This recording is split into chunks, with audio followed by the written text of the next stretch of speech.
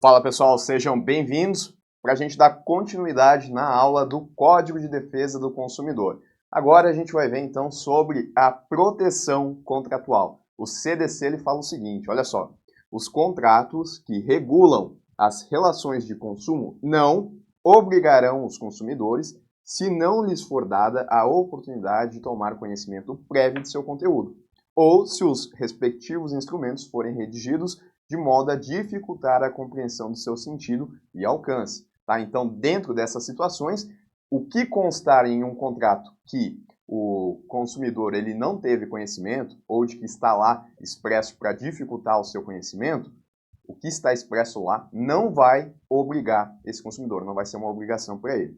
As cláusulas contratuais, elas serão interpretadas de maneira mais favorável a quem? Ao fornecedor? Não, ao consumidor, visto, né, que o CDC ele trata da proteção do consumidor. O consumidor ele pode, esse daqui é importante, tá? O consumidor ele pode desistir do contrato no prazo de 7 dias a contar de sua assinatura ou do ato de recebimento de produto ou serviço. Qual que é o detalhe? Sempre que essa contratação de fornecimento de produtos e serviços ocorrer fora do estabelecimento comercial, especialmente por telefone ou a domicílio, né? O Código de Defesa do Consumidor ele tem alguns anos, mas essa regra também vale hoje em dia para a internet. Então, esse é o direito de arrependimento do cliente, que se ele contratar algum produto ou serviço fora do ambiente presencial, ele tem até 7 dias, então, para fazer o cancelamento da compra, para ele se arrepender. E aí, nessa situação, se ele exercitar o direito de arrependimento, os valores eventualmente pagos a qualquer título durante o prazo de reflexão, né, durante esses 7 dias, serão devolvidos de imediato, monetariamente atualizados. Então ele vai receber, evidentemente, aquilo que ele pagou se ele estiver desistindo do produto ou serviço que ele contratou.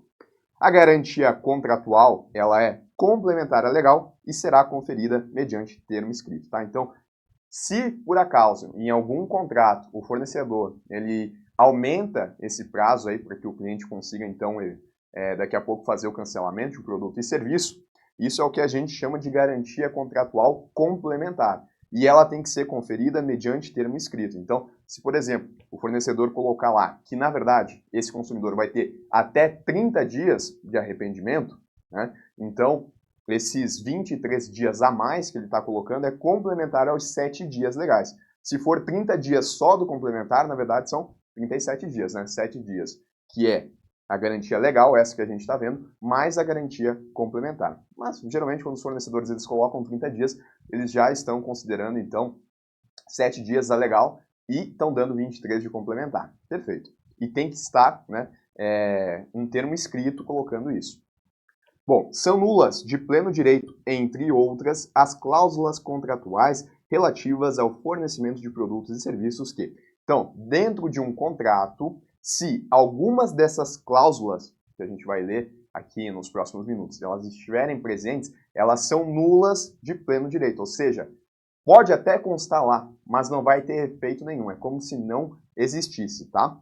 E, assim, entre outras, tá? Porque esse artigo lá do CDC, ele traz alguns exemplos, mas não é exaustivo, é um rol exemplificativo. Então, algum tipo de cláusula que não apareça aqui, ela também pode ser nula de pleno direito. Então, olha, vamos ver quais são essas aí. Se a gente tiver uma cláusula no sentido de que impossibilite, exonere ou atenue a responsabilidade do fornecedor por vícios de qualquer natureza dos produtos e serviços, ou que implique em renúncia à disposição dos direitos. Então, se, por exemplo, a gente está com um contrato, lá no contrato o fornecedor ele fala que se acontecer algum tipo de vício de produto, ele não vai ser responsabilizado. Pode até constar no contrato, mas vai ser nulo de pleno direito, é como se não existisse, porque é uma cláusula nula, tá? É uma cláusula abusiva. E, além disso, tá? O CDC também fala, nas relações de consumo entre fornecedor e o consumidor, pessoa jurídica, e aí não consumidor, pessoa física, tá? A indenização poderá ser limitada em situações justificáveis, tá?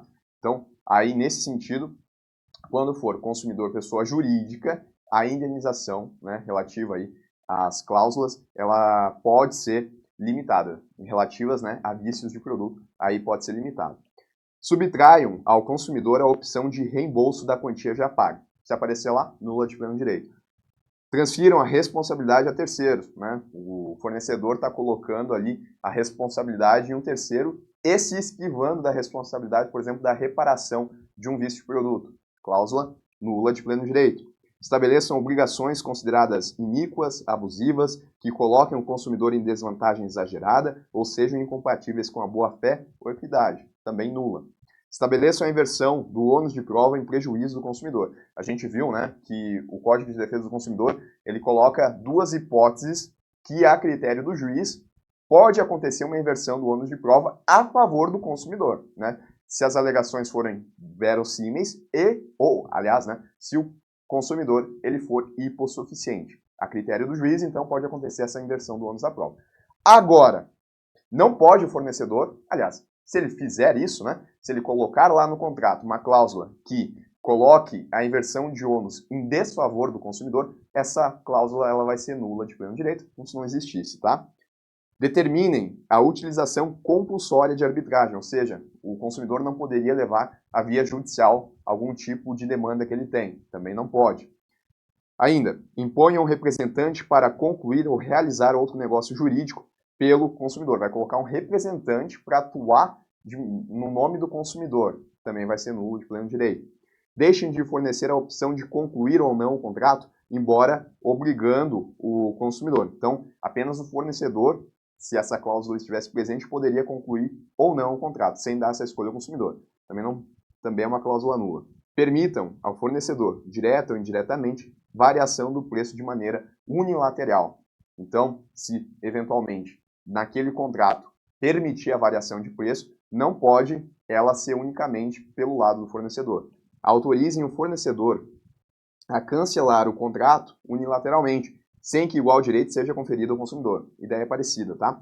Obriguem o consumidor a ressarcir os custos de cobrança de sua obrigação, sem que igual direito lhe seja conferido contra o fornecedor. Então percebam que essas últimas aqui estão falando de posições que estão colocando o fornecedor, né, tomando uma decisão de maneira unilateral. Não é o consumidor, né? O código ele deixa claro. Quando o fornecedor ele toma algum tipo de atitude que é unilateral, isso vai ser nulo de pleno direito.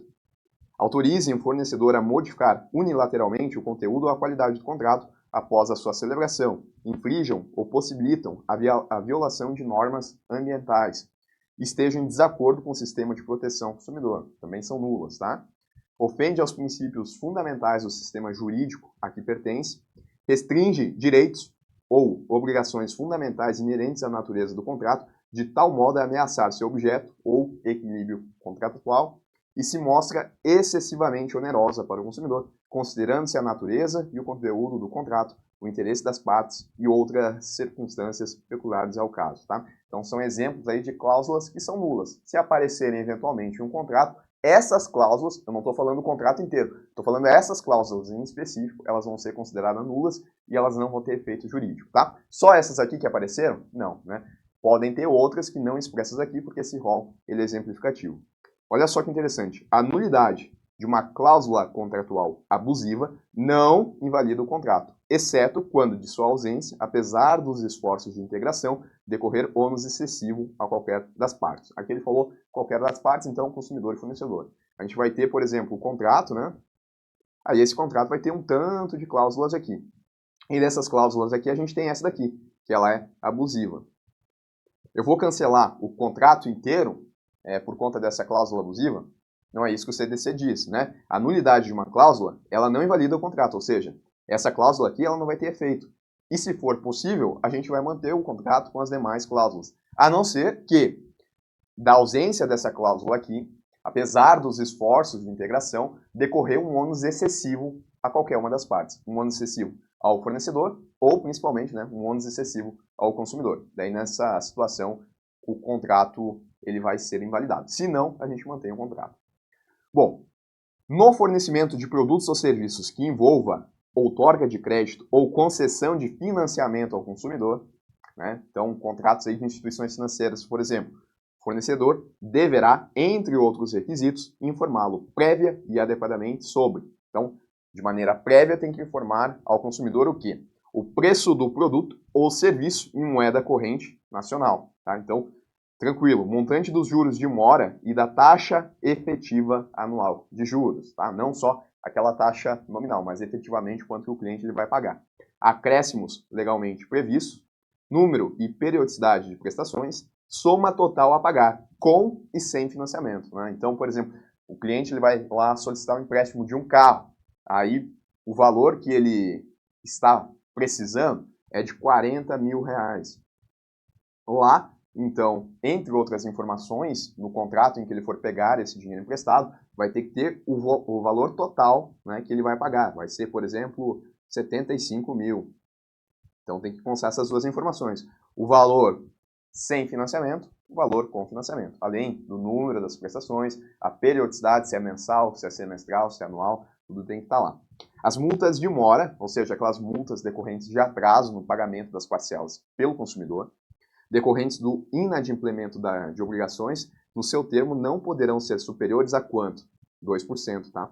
Então, 2% do valor da prestação. Se a prestação desse financiamento que a gente colocou aqui, né, deu 75 mil reais aí, o que o cliente vai ter que pagar. Vamos supor que essa prestação ela é de 700 reais. Vai pagar por um tempo, né? Desses 700 reais, então, o cliente atrasou, vai ter juros de mora. Mas os juros de mora aqui, ele não vai poder ser superior a 2% do valor dessa prestação. E das demais também, né? Porque a gente vai estar falando aí do mesmo valor de parcela, a não ser que seja um financiamento imobiliário através do saque. Mas aqui, então, nesse exemplo, seria 14 reais, né? Porque 1% de 700 é 7 reais. É assegurado ao consumidor a liquidação antecipada do débito, total ou parcialmente, mediante redução proporcional dos juros e demais acréscimos, tá? Então, se eventualmente passou um tempo e o cliente ele solicitar o pagamento antecipado dessas prestações, ele vai ter então a redução proporcional dos juros e também demais acréscimos. Bem tranquilo. Nos contratos de compra e venda de imóveis ou imóveis, mediante pagamento em prestações, então imóveis, tá? Imóveis também, né? Bem como nas alienações fiduciárias em garantia, ou seja, quando o carro fica como garantia da operação, quando a casa fica como garantia da operação, consideram-se nulas de pleno direito, olha só, mais uma cláusula abusiva aí, as cláusulas que estabeleçam a perda total de prestações pagas em benefício do credor que, em razão do inadimplemento, pleitear a resolução do contrato e a retomada do produto alienado. Então, basicamente, o cliente deixou de pagar as parcelas depois de ter passado aí 20 meses, por exemplo. Vai ser nula a cláusula que estiver lá no contrato falando que ele perdeu tudo que ele fez de pagamento ao longo desses 20 meses, tá? Então não vai ter efeito e ele vai receber sim esse valor. Nos contratos de sistema de consórcios de produtos duráveis, ou seja, carros, casas, a compensação ou a restituição das parcelas quitadas será descontada, além da vantagem econômica oferida com a fruição, os prejuízos que o desistente ou inadimplente causar ao grupo. Então, num consórcio, né, a gente vai ter um monte de pessoas participando e aí, eventualmente, se uma pessoa desistir, ela vai receber as parcelas que ela teve que arcar durante o tempo que ela estava nesse consórcio, né? Ela vai ser contemplada para receber essas parcelas de volta. O detalhe é que, nesse valor que ela vai receber de volta, vai ser descontado, então, a vantagem econômica terida com essa fruição e também os prejuízos que, eventualmente, essa pessoa ela causou aos demais participantes do grupo. Importante lembrar esses detalhes, né? Se cair, vai cair a literalidade do que está escrito aqui. Bom, dentro dos contratos, a gente tem os contratos de adesão e os contratos paritários, tá? Os contratos de adesão, a gente vai estudar agora, são aqueles em que, quando o consumidor ele vai contratar, ele não está dialogando diretamente com o fornecedor, estabelecendo quais cláusulas contratuais vão constar desse contrato, tá? Esse seria um exemplo de contrato paritário, né? Onde os dois, então, elaboram o contrato estabelecendo as cláusulas. No contrato de adesão, é aquele, por exemplo, quando a gente vai assinar o Netflix. É um exemplo que eu penso assim que dá para entender.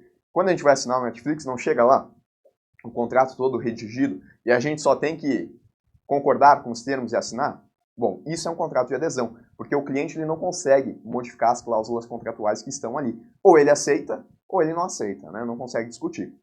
Isso caracteriza, então, um contrato de adesão. É aquele que as cláusulas tenham sido aprovadas pela autoridade competente. Também é uma forma, tá, de contrato de adesão, quando as cláusulas que estiverem presentes lá tenham sido aprovados por uma autoridade competente, ou, né, exemplo que eu dei, estabelecidas unilateralmente pelo fornecedor de produtos ou serviços, sem que o consumidor possa discutir ou modificar substancialmente o seu conteúdo. A inserção de uma cláusula no formulário não desconfigura a natureza de adesão do contrato. Então tem todo o contrato lá, e aí o fornecedor, para ele daqui a pouco tentar modificar a natureza desse contrato, vai lá e coloca uma cláusula, né, a mais em que o consumidor ele dialogou, né? Por exemplo, a gente tem lá no vício de qualidade de produtos, existe um prazo, né, que está como regra, que o fornecedor ele tem até 30 dias para fazer a correção do vício, mas que consumidor e fornecedor podem alterar esse prazo em no mínimo 7 dias até chegando a 180 dias, né? Bom, nesse caso, tem todo o contrato de adesão lá, e aí só para isso o fornecedor ele coloca essa cláusula específica, né, alterando esse prazo de garantia em comum acordo com o consumidor, que ao invés de ser 30 dias, vai ser 7 dias. Mas só colocar essa cláusula não vai tirar a natureza do contrato, que continua sendo contrato de adesão. É isso que diz o CDC. Nos contratos de adesão, admite-se cláusula resolutória, desde que a alternativa cabendo escolha ao consumidor. O que é essa cláusula resolutória? Basicamente, né, em caso de não pagamento, se encerra o contrato. É possível? É possível no contrato de adesão, desde que a alternativa também para o consumidor. Os contratos de adesão inscritos serão redigidos em termos claros e com caracteres ostensivos e legíveis, cujo tamanho da fonte não será inferior a quanto? Ao corpo 12, tá? Então lembra aí do Time News Roman 12, né? Padrão.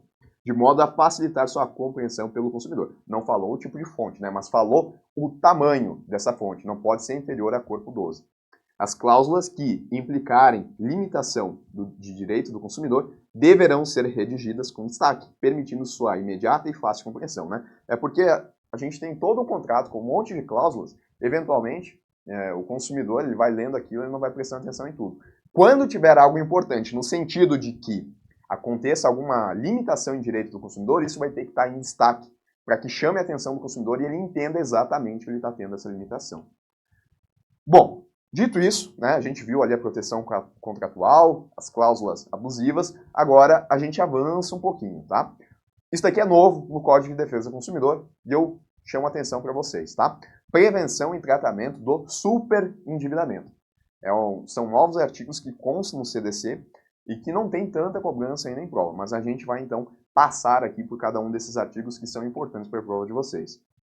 Entende-se por superendividamento a impossibilidade manifesta de o consumidor, pessoa natural de boa fé, pagar a totalidade de suas dívidas de consumo exigíveis e vicendas sem comprometer o seu mínimo existencial. Mínimo existencial é o básico para que o consumidor ele consiga então garantir sua saúde, sua alimentação, sua educação. O que se está falando aqui então é que o superendividamento ele é caracterizado pela impossibilidade manifesta de o consumidor de boa fé não conseguir fazer o pagamento dessas dívidas que ele tem, que estão vencendo ou que já estão vencidas, tá? Sem que ele consiga comprometer então a sua saúde, né? Os recursos para a sua saúde, para a sua alimentação, para a sua educação. Seu mínimo existencial. Isso caracteriza, então, o superendividamento. Lembrando, né? Pessoa natural, pessoa física de boa fé. Essas dívidas englobam quaisquer compromissos financeiros assumidos decorrentes da relação de consumo, inclusive operações de crédito, compras a prazo e serviços de prestação continuada. Exemplo muito fácil da gente imaginar isso. A pessoa foi lá, contratou um empréstimo em uma instituição financeira. Quando ela contratou esse empréstimo, ela estava empregada, estava ganhando aí um salário razoavelmente bom.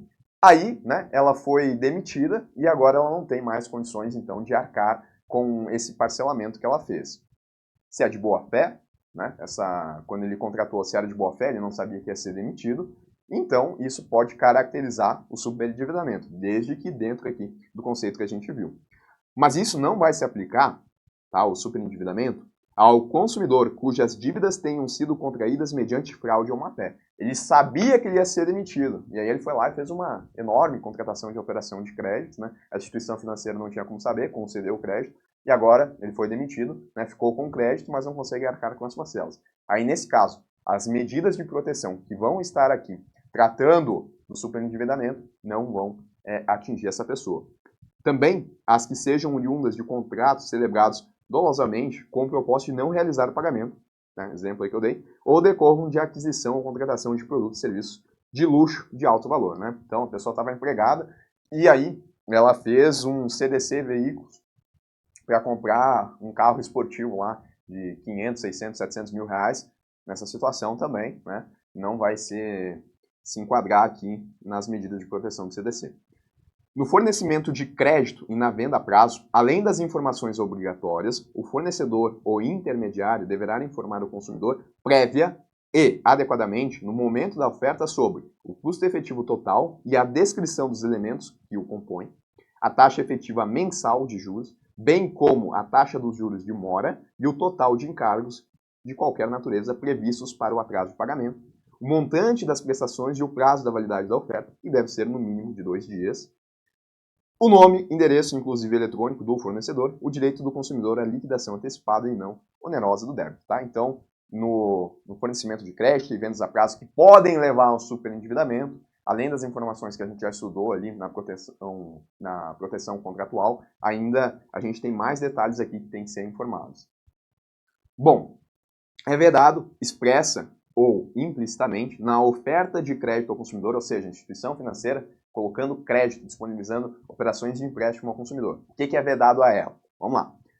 Publicitário ou não, indicar que a operação de crédito poderá ser concluída sem a consulta a serviço de proteção ao crédito ou sem avaliação da situação financeira do consumidor. Então, não pode a instituição financeira falar que não vai utilizar a consulta de órgãos de proteção de crédito ou vai fazer essa operação de crédito sem a avaliação da situação financeira do consumidor.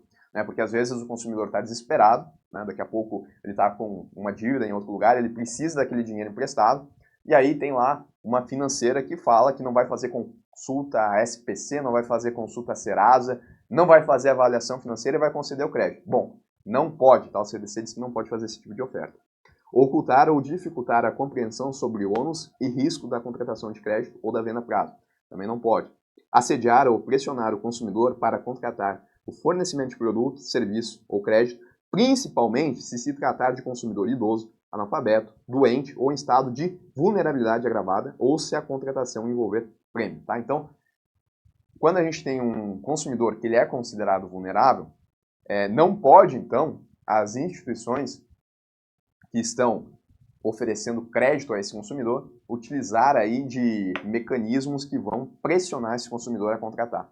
Tá? Justamente pela situação de vulnerabilidade dele, e daqui a pouco ele não tem esse discernimento e acaba contratando por conta da pressão, e não porque ele precisava do valor.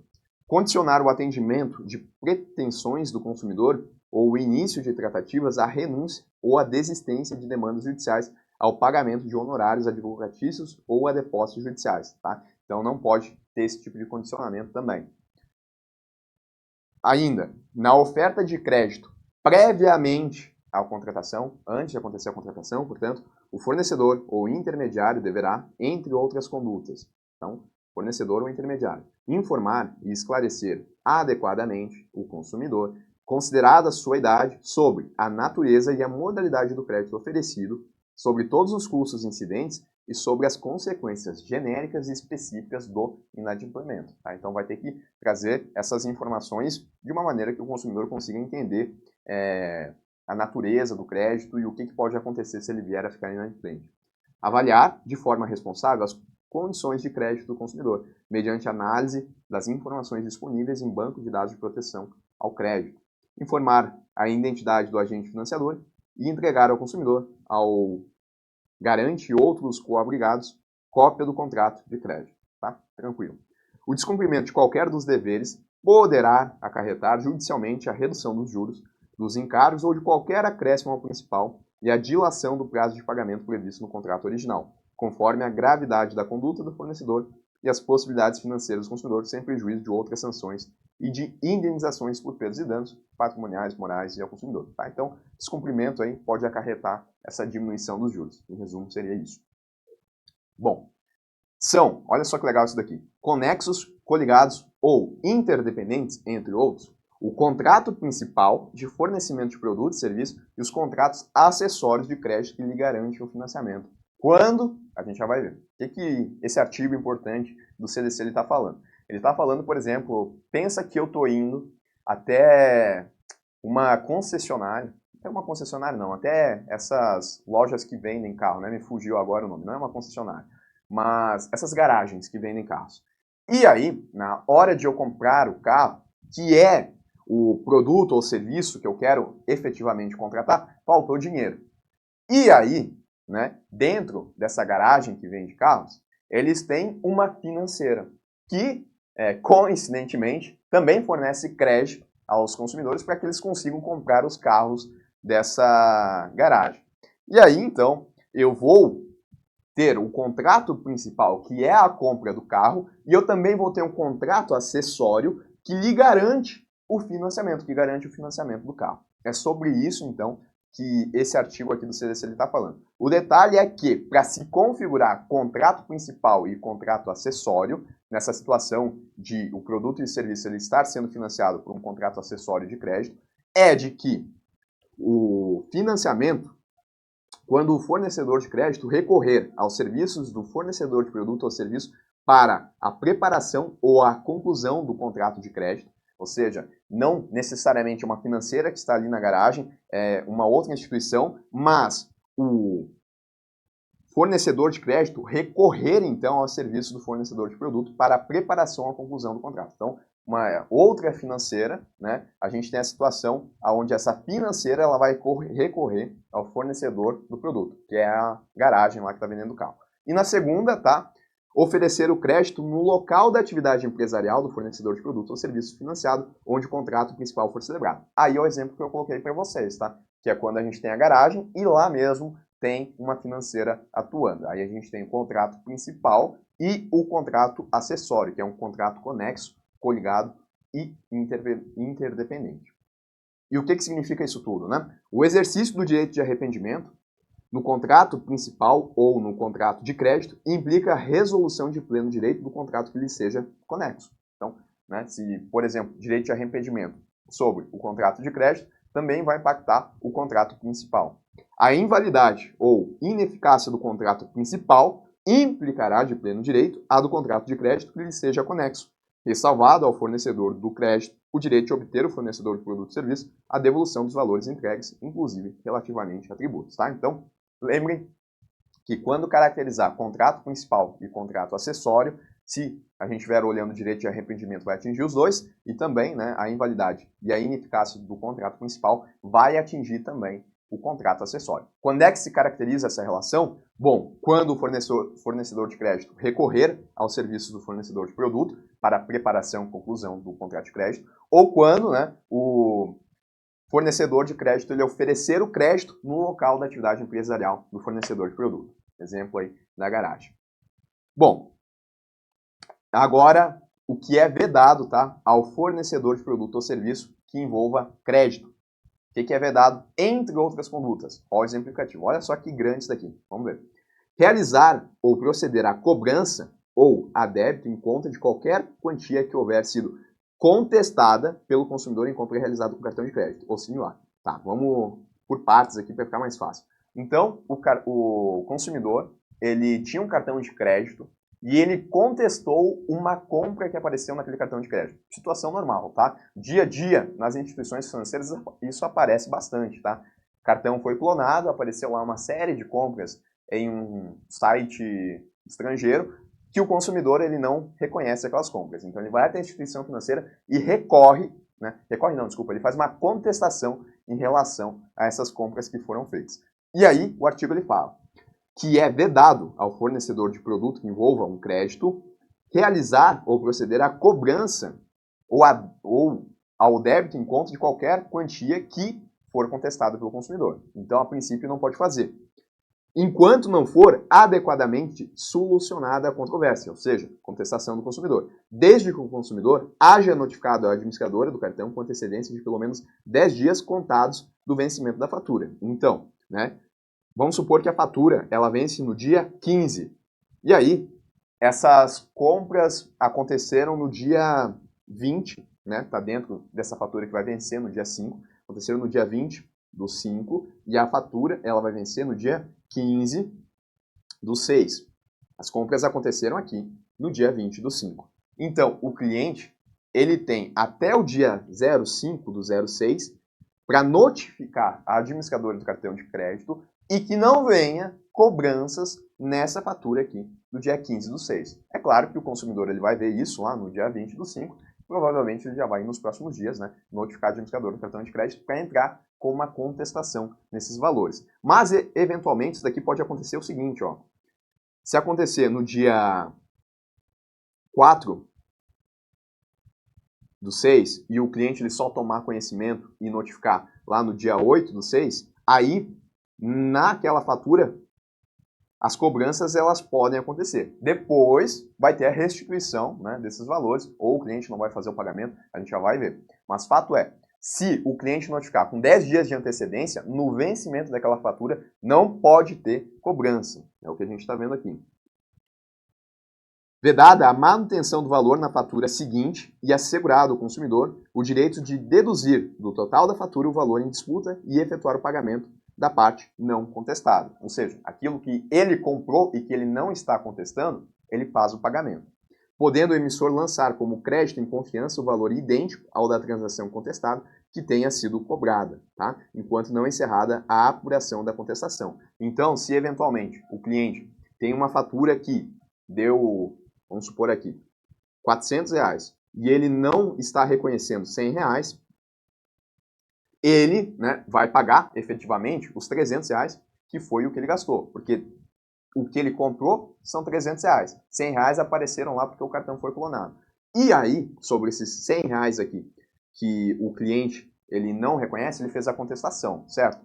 E aí, a instituição ela pode colocar esse valor em crédito em confiança.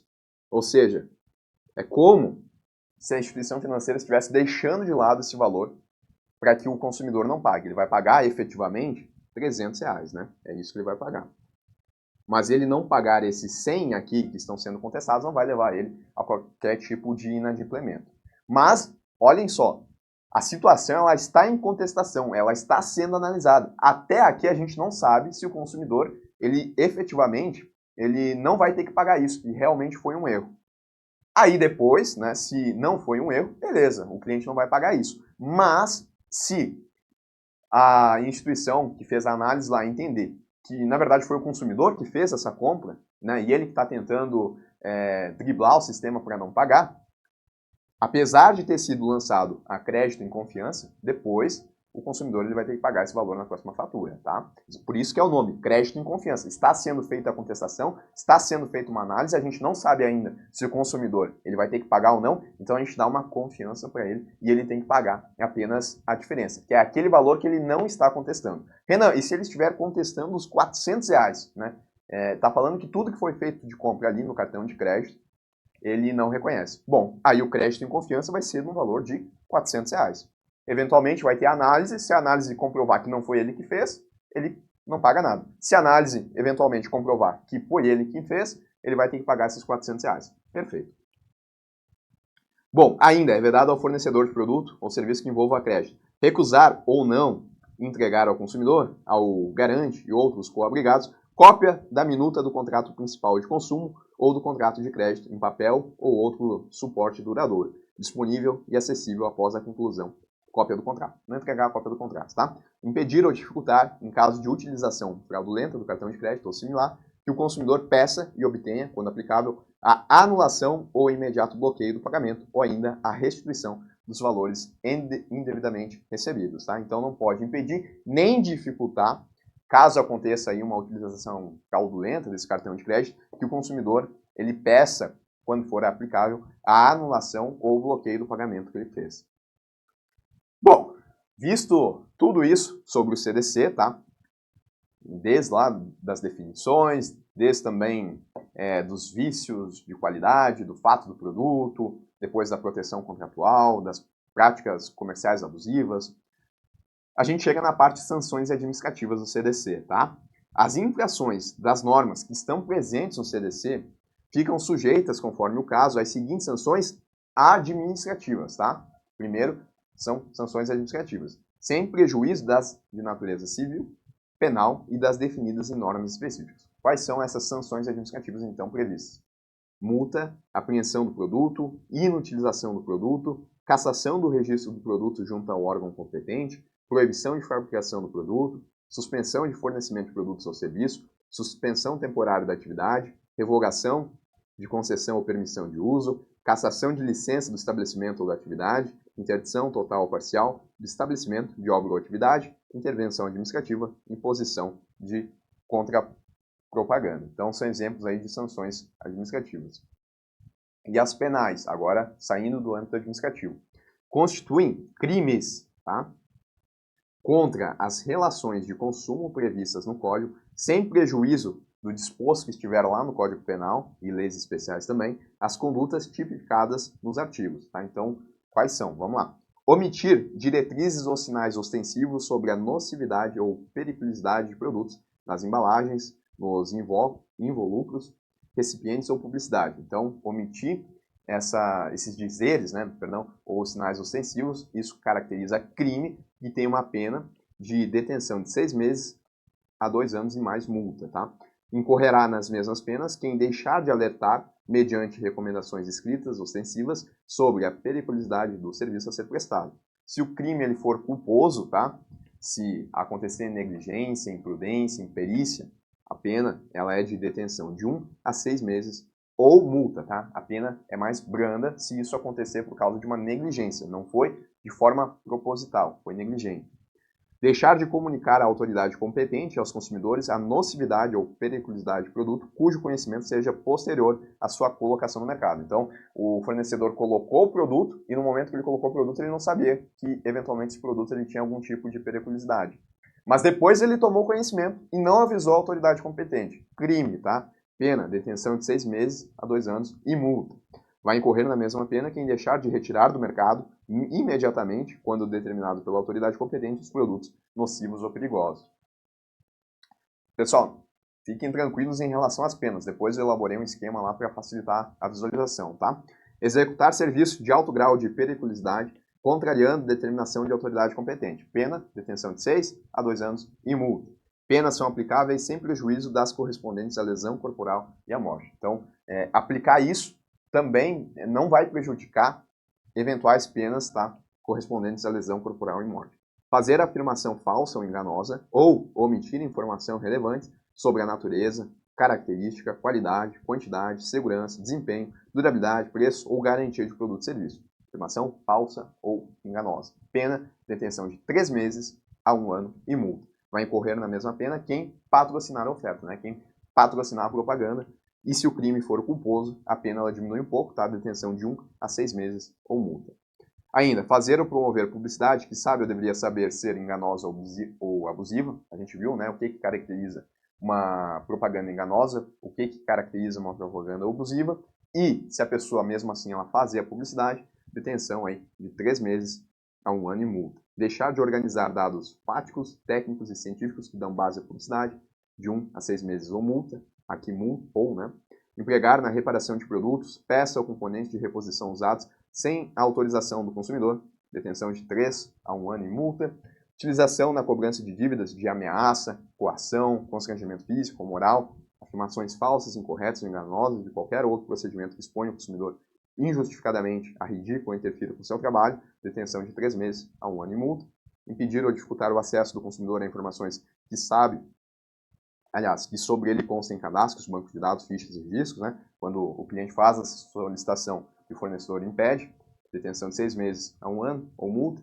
Deixar de corrigir imediatamente informação sobre o consumidor constante de cadastro, banco de dados, fichas, registros, que sabe ou deveria saber ser inexato, detenção de 1 a 6 meses ou multa. Deixar de entregar ao consumidor o termo de garantia adequadamente preenchido e com especificação clara de seu conteúdo. Pena de detenção de 1 a 6 meses ou multa, tá? E aí eu coloquei aí para vocês um esquema que ele junta, né, as multas aí, o tempo de multas e cada um das condutas que são tipificadas como crime, tá?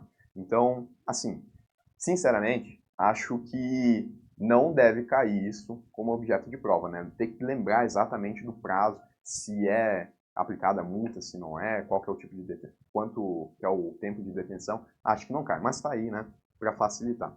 Bom, pessoal, a gente termina assim a parte teórica do Código de Defesa do Consumidor e eu vou voltar aqui para que a gente possa resolver as questões sobre essa parte da nossa aula.